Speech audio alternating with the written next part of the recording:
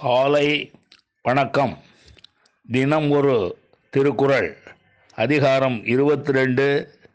ஒப்புரவு அறிதல். குறள் 215. ஊருணி நீர் நிறைந்தற்றே உலகவாம் பேரறிவாளன் திரு. மீண்டும்.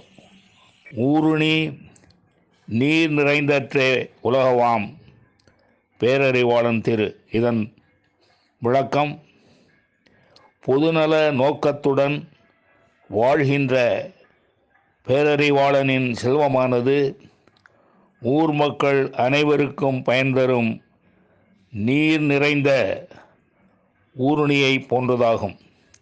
மீண்டும்.